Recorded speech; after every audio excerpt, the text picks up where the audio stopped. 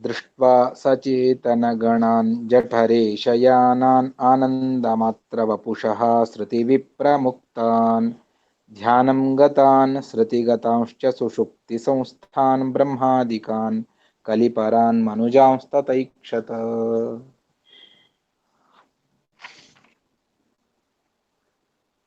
సహ ఆ భగవంతుడు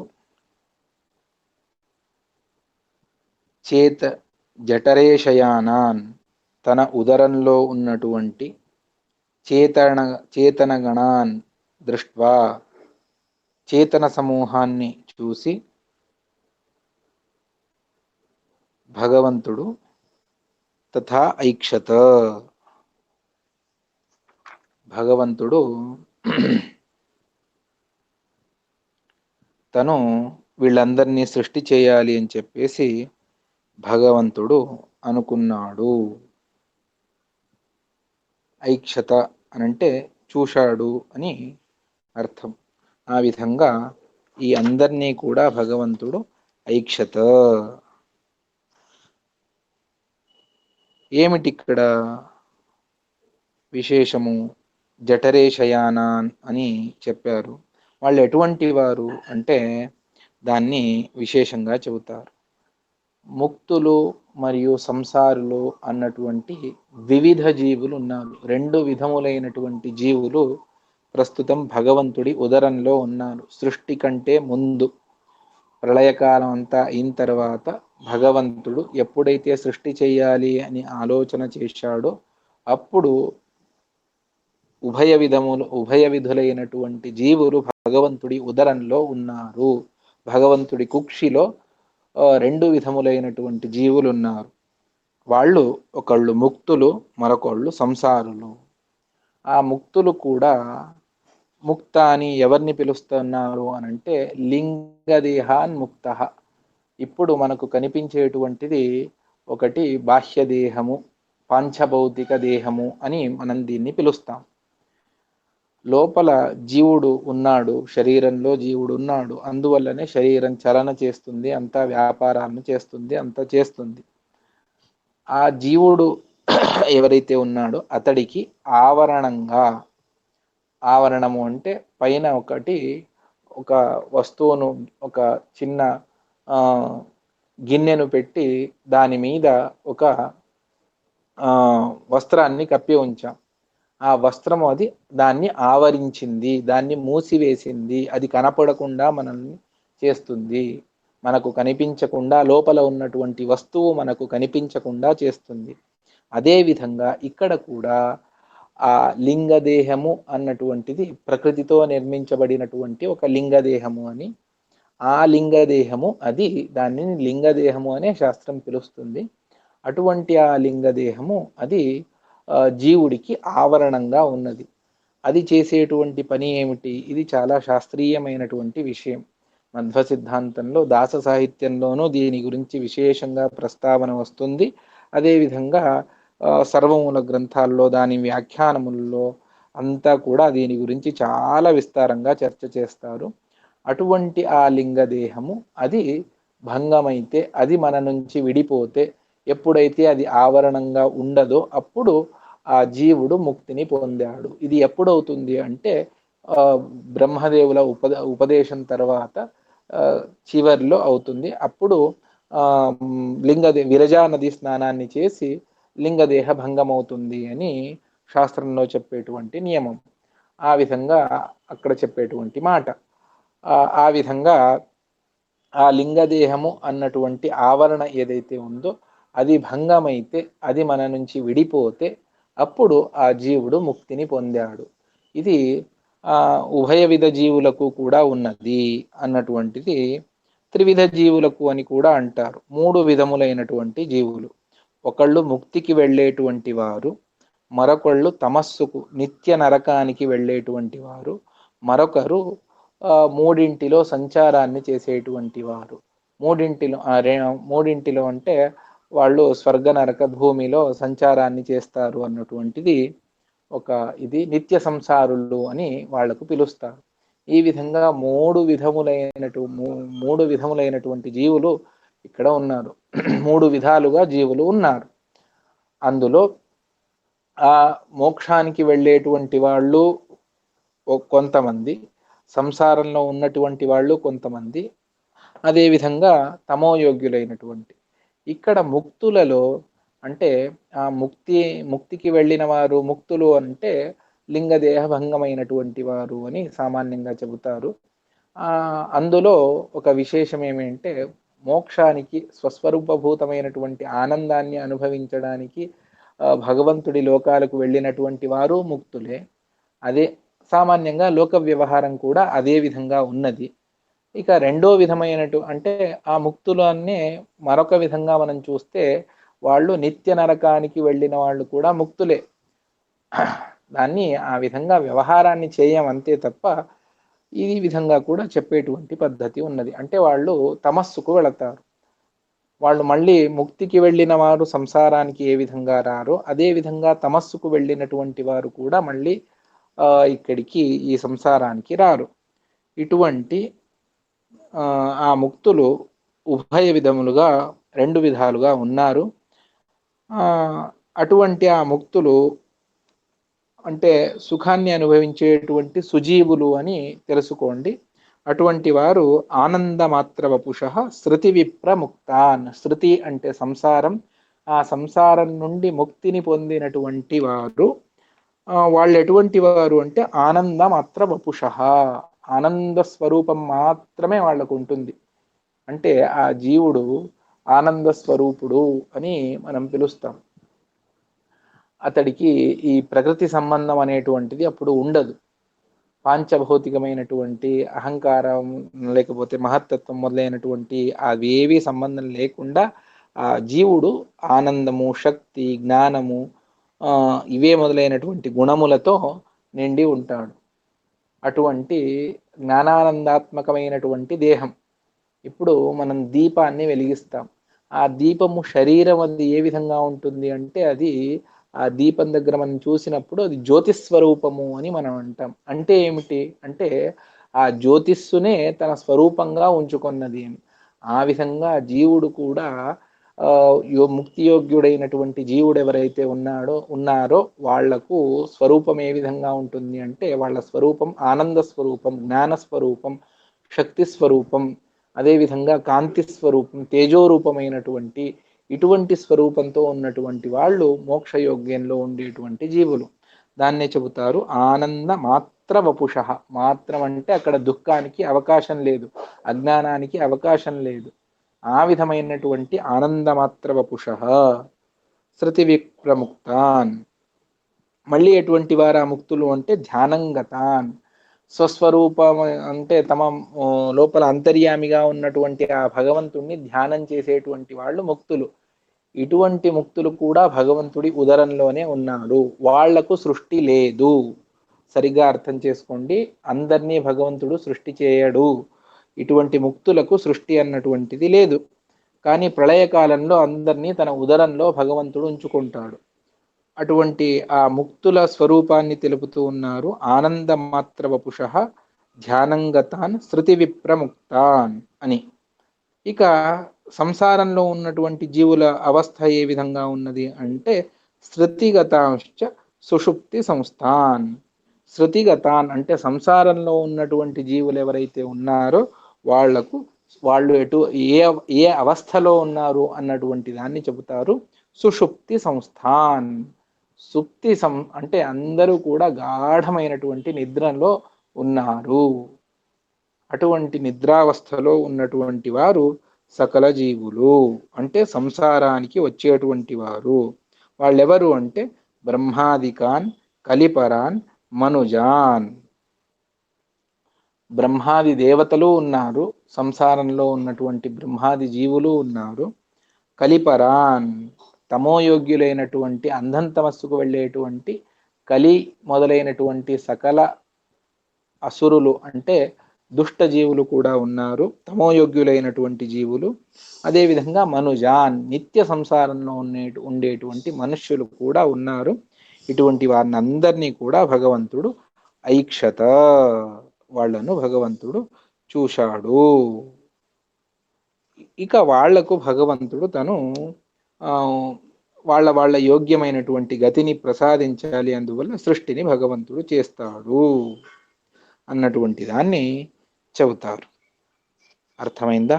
ఇక్కడ మరొక విశేషం ఏమిటి అంటే సుషుప్తి అన్నటువంటిది ఎవరెవరికి అంటే బ్రహ్మదేవుల వారికి సుప్తి నిద్ర అన్నటువంటిది లేదు. కానీ మిగిలిన అందరు జీవులకు అంటే బ్రహ్మాదికానని ఇక్కడ చెప్పారు, కానీ ఆ బ్రహ్మదేవుల వారిని వదిలిపెట్టి మిగిలిన జీవులకు అంటే శేషగరుడ అంటే రుద్రాది దేవతలకు మాత్రమే, గరుడ రుద్రాది దేవతలకు మాత్రమే సుప్తి అని చెప్తూ ఉన్నారు. అంటే వెనకటి కల్పంలో ముక్తులైనటువంటి జీవులు వాళ్ళు ధ్యానంలో ఉన్నారు.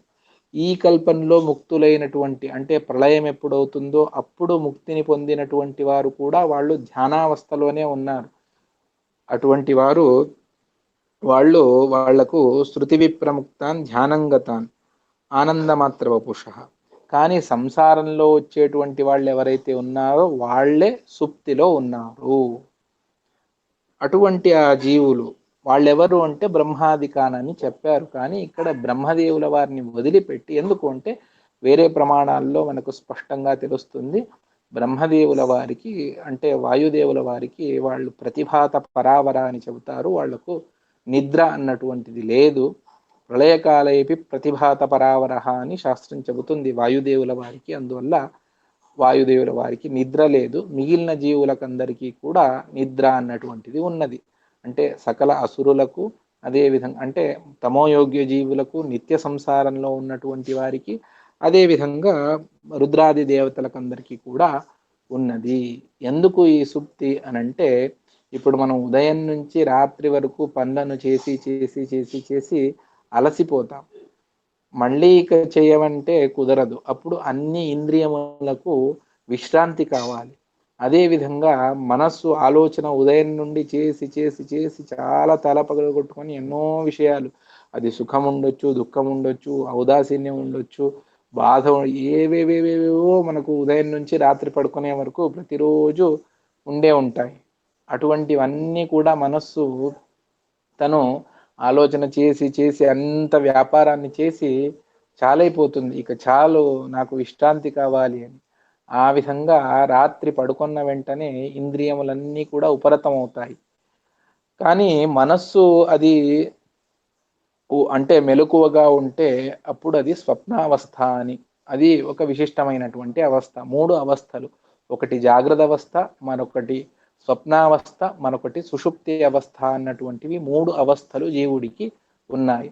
అందులో జాగ్రత్త అవస్థ అంటే ఉదయం నిద్ర లేచినప్పటి నుండి రాత్రి మనం పడుకునే వరకు, అంటే స్వప్నం వచ్చే వరకు కూడా జాగ్రత్త అవస్థ.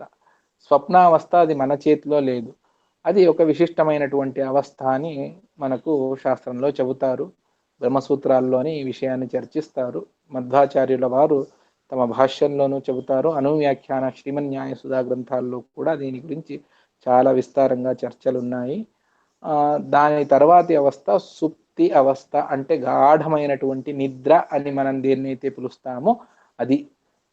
ఈ నిద్ర అన్న ఆ అవస్థలో మనస్సు కూడా అప్పుడు శాంతమైపోతుంది. అంటే మనస్సుతో కూడా వ్యాపారం అనేటువంటిది జరగదు. అటువంటి అవస్థ అది సుప్తి అవస్థ. ఇటువంటి 3 అవస్థలు, ఈ 3 జాగ్రత్త, స్వప్న, సుషుప్తి, దీనికి విశ్వ తైజస ప్రాజ్ఞ అన్నటువంటి 3 రూపాలతో భగవంతుడు నియామకుడు అన్నటువంటి విషయాన్ని మనకు మాండూక్య ఉపనిషత్తులో మధ్వాచార్యుల వారు సవిస్తారంగా చెప్పారు. అటువంటి మనకు నిద్ర అన్నటువంటిది కావాలి. ఈ నిద్ర తర్వాత మళ్ళీ మరుసటి రోజు ఉదయం మేల్కొంటే ఇంద్రియాలకు శక్తి వస్తుంది, మళ్ళీ ఉత్సాహంతో పని చేయడానికి వీలవుతుంది. ఇది ఏ విధంగా దైనందినంలో ఏ విధంగా ఉన్నదో అదే విధంగానే మనకు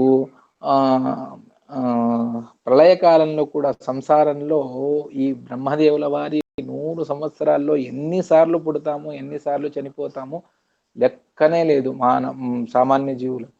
అటువంటి అన్నిసార్లు జన్మించి మళ్ళీ జీవించి మళ్ళీ చనిపోయి చాలైపోతుంది. అందువల్ల గాఢమైనటువంటి నిద్రను భగవంతుడు ప్రసాదించి మనకు పరిపూర్ణంగా విశ్రాంతినిచ్చి మళ్ళీ మనకు సృష్టికి భగవంతుడు తీసుకుని వస్తాడు. ఈ విషయాన్ని విష్ణుతత్వ నిర్ణయ ప్రారంభ శ్లోకంలో టీకాచార్యుల వారు, జయతీర్థుల వారు దీని గురించి విశ్లేషణ చేస్తారు, అక్కడ మనం తెలుసుకోవచ్చు. అందువల్ల ఇక్కడ సుషుప్తి సంస్థాన్, సుషుప్తిని భగవంతుడు ఎందుకు ఇచ్చాడు అంటే మనకు కలిగినటువంటి శ్రమ పరిహారం కొరకు భగవంతుడు ప్రళయకాలంలో మన దేహం నుండి జీవులను వేరు చేసి వాళ్ళకందరికీ కూడా సుషుప్తిని భగవంతుడు ఇస్తాడు. దాని తర్వాత మళ్ళీ సృష్టి జరుగుతుంది. ఇటువంటి జీవులను భగవంతుడు తను అందరినీ కూడా చూసి తన ఉదరంలో ఉన్నటువంటి వారిని చూసి వాళ్లకు యోగ్యమైనటువంటి గతిని ప్రసాదించాలి అన్నటువంటి దాన్ని భగవంతుడు ఆలోచన చేస్తాడు. అర్థమైందా? ఈ విధంగా సృష్టికి భగవంతుడు ఆచార్య గారు చిన్న సందేహం. ఇప్పుడు ఈ బ్రహ్మదేవుడు ఇప్పుడు ఇది అయిపోయాక ముక్తికి వెళ్ళిపోయిన బ్రహ్మదేవుడు రాబోయే బ్రహ్మపదికి రాబోయే వాయుదేవుడు వీళ్ళకేం ఉండవు. ఏముండదు అంటే అంటే ఈ నిద్రావస్థ గాని ఇవన్నీ ఉండవు. లేదు, వాడు ముక్త జీవుల కింద కాదు కాదు కాదు ముక్తులకు నిద్ర అంటే సుషుప్తి లేదు. బ్రహ్మదేవుల వారు ముక్తికి వెళ్ళిపోయారంటే వాళ్ళకి ఇంకా వాళ్ళ లోకాన్ని ఇంకా ప్రసాదించలేదు. ఈ సృష్టి ప్రారంభంలోనే ప్రసాదిస్తాడు భగవంతుడు. అందువల్ల వాళ్ళందరూ కూడా ధ్యానంగతులై అయి ఉంటారు. ఇప్పుడు సంసారంలో బ్రహ్మ పదవికి వచ్చేటువంటి వాయుదేవుల వారికి కూడా సుషుప్తి అన్నటువంటిది లేదు. బ్రహ్మపదంతో ఇక్కడ వాయుదేవుల వారిని సామాన్యంగా తీసుకోవాలి అని వ్యాఖ్యానంలో చెప్తారు. అది అధమ జీవులు, మధ్యమ జీవులు వీళ్ళు మాత్రం సుషుప్తిలో నిద్రావస్థలో ఉంటారు. ఉత్తమ, మధ్యమ, అధమ జీవులు. ఉత్తమ జీవుల్లో ఒక్క వాయుదేవుల వారిని తప్పిస్తే మిగిలిన అందరికీ సుషుప్తి అన్నటువంటిది ఉన్నది. గరుడ దగ్గర నుంచి అందరికీ ఉన్నది. 5వ శ్లోకం.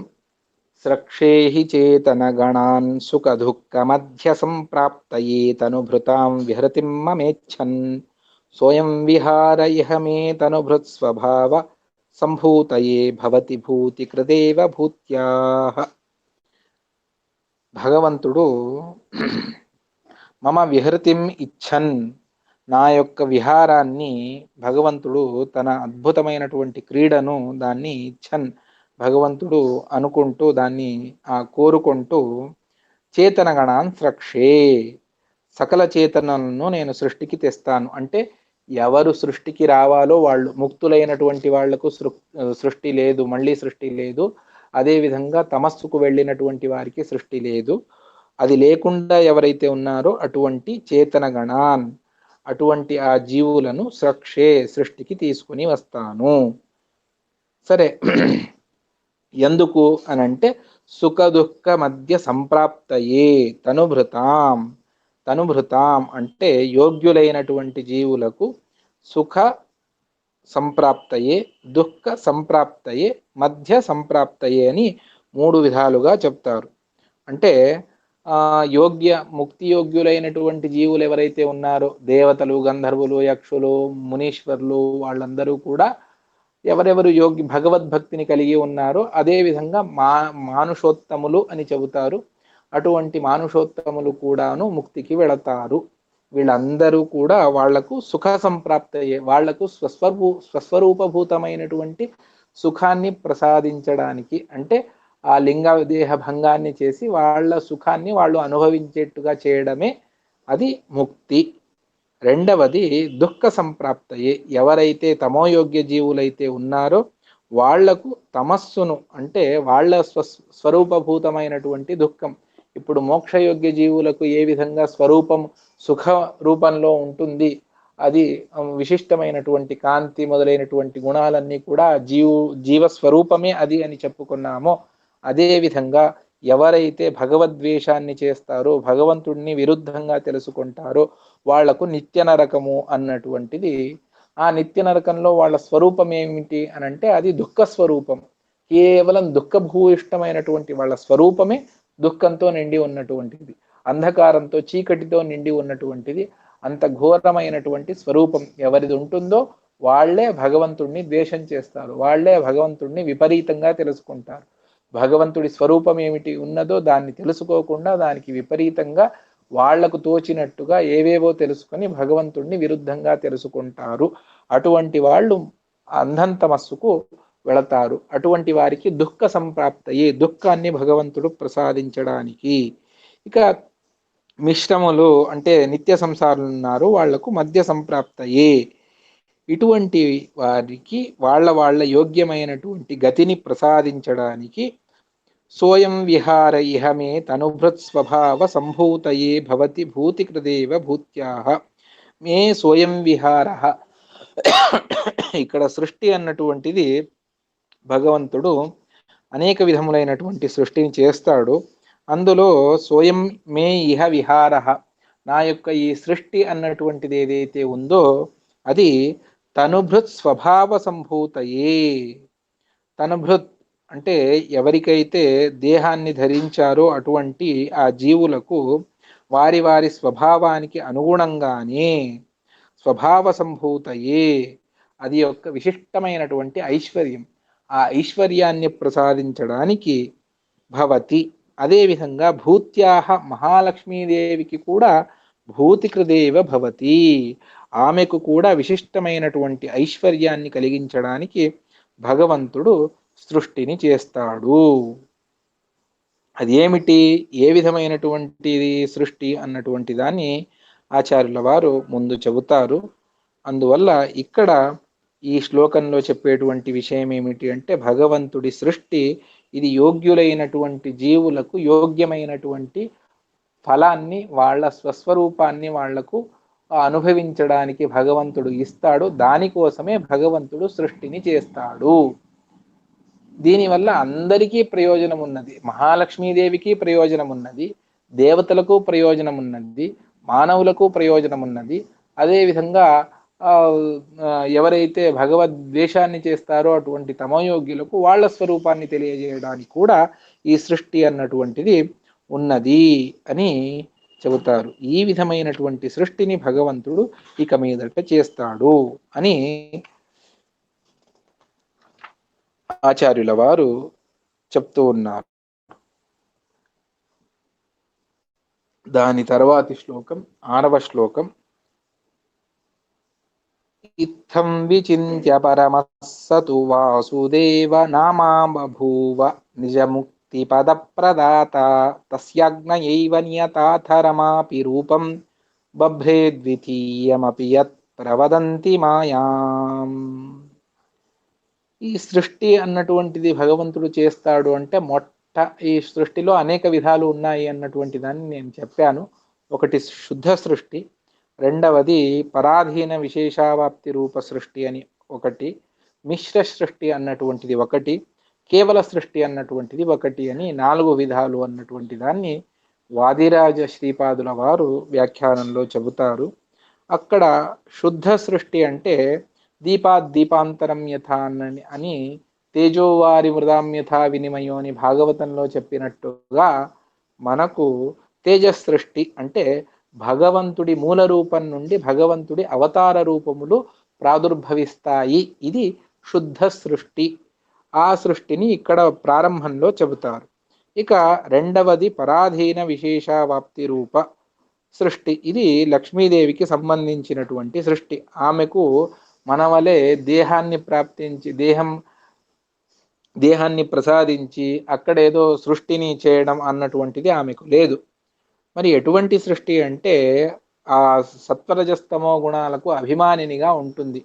ఆ విధంగా అది భగవంతుడి అధీనంలో ఉంటుంది. అందువల్ల పరాధీన, అది ఒక విశేష అవాప్తి అని చెబుతాము శాస్త్రంలో. అందువల్ల పరాధీన విశేషావాప్తి రూపమైనటువంటి సృష్టి లక్ష్మీదేవికి ఉన్నది.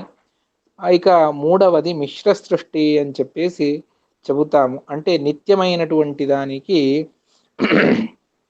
జీవులున్నారు, వాళ్లకు దేహాన్ని ప్రసాదించడం ఏదైతే ఉన్నదో అది మిశ్ర సృష్టి అని మన చెబుతారు.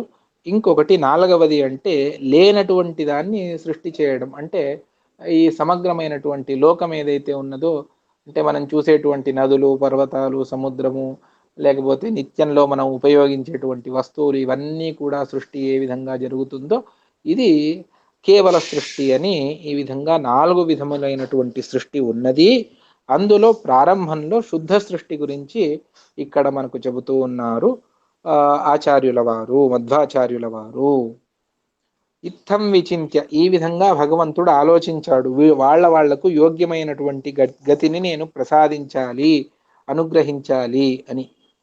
ఆ విధంగా ఇత్థం విచింత్య పరమః, సర్వోత్తముడైనటువంటి సహా వాసుదేవనామా బభూవ, ఆ భగవంతుడు వాసుదేవ రూపంగా ప్రాదుర్భవించాడు. అంటే తన మూల రూపంతో అవతార రూపం అభివ్యక్తమైంది.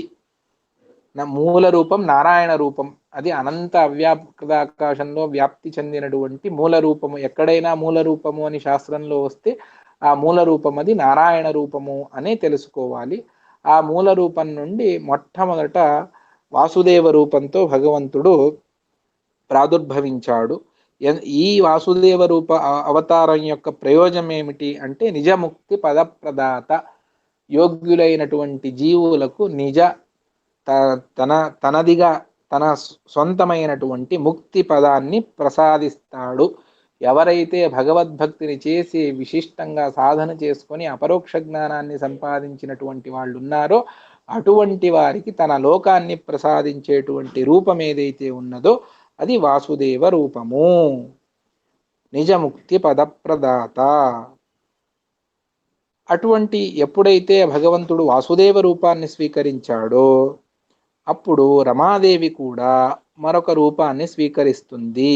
ఏ విధంగా అంటే తస్య ఆజ్ఞయైవ, ఆ భగవంతుడి ఆజ్ఞ చేత, భగవంతుడే ఆజ్ఞాపిస్తాడు ఏమని, నీవు ఒక రూపాన్ని తీసుకోవాలి అని.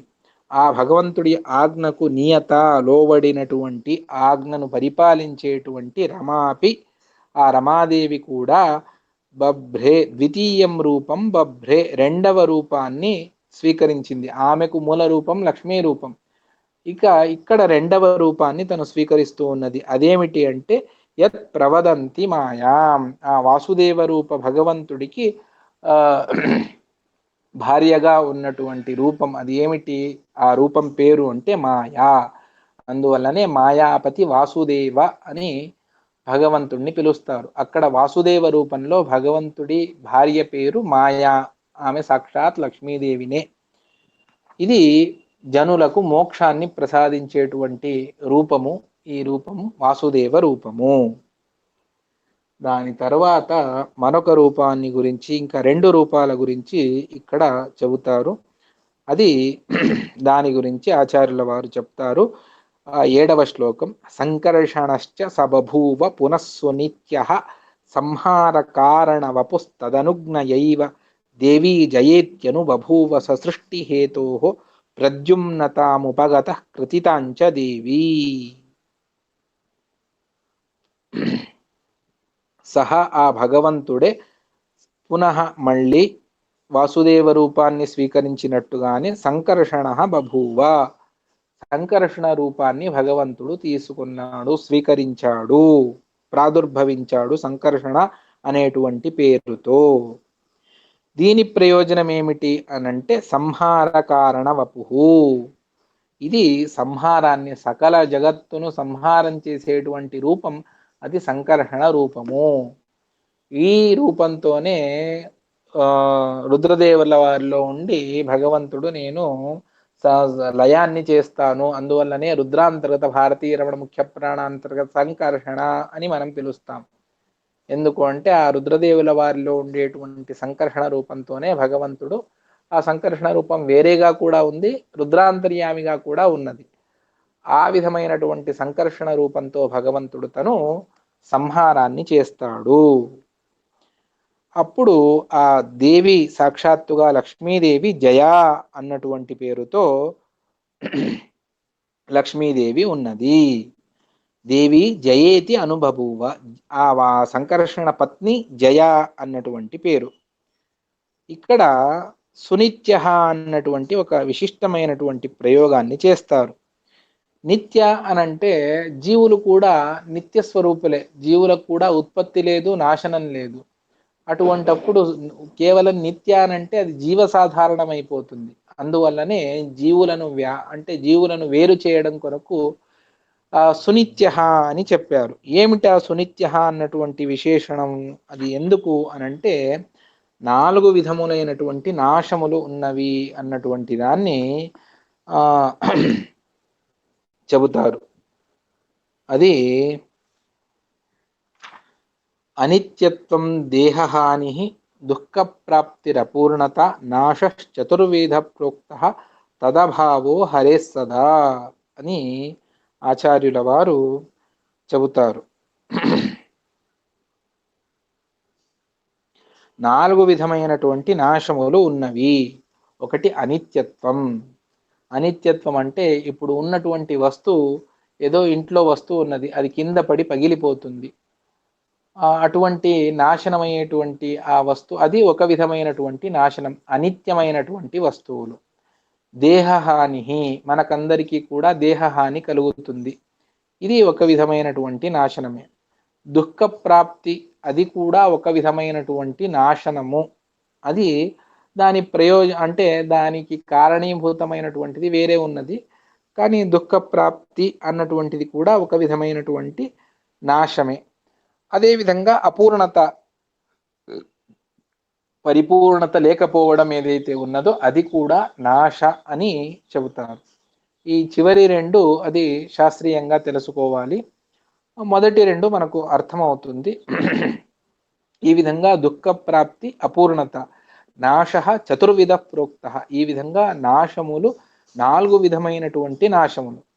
తదభావో హరేస్సద, భగవంతుడికి 4 లేవు, అందువల్ల భగవంతుడు సునిత్య అని పిలుస్తారు.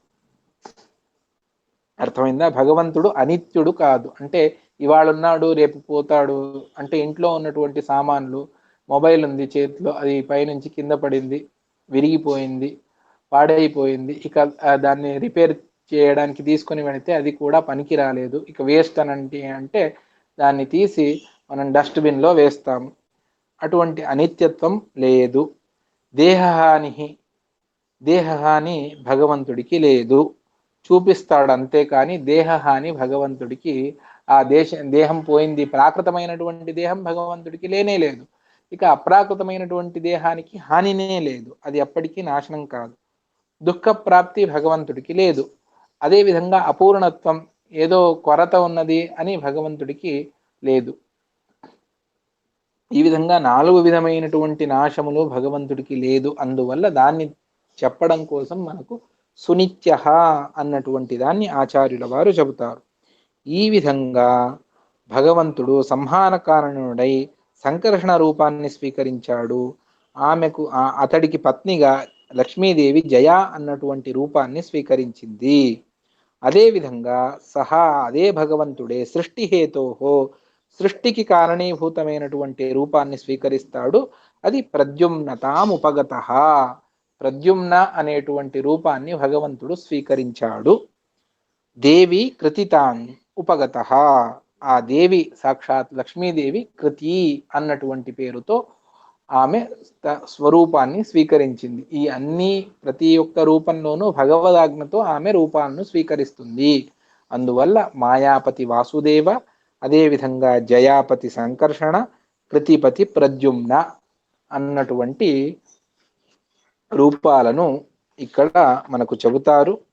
దాని తర్వాత మరొక రూపం ఉన్నది, అది అనిరుద్ధ అన్నటువంటి దాన్ని, దాని యొక్క విశేషణాన్ని మళ్ళీ రేపటి రోజున మనం తెలుసుకుందాము అని చెబుతూ ఇక్కడితో దీన్ని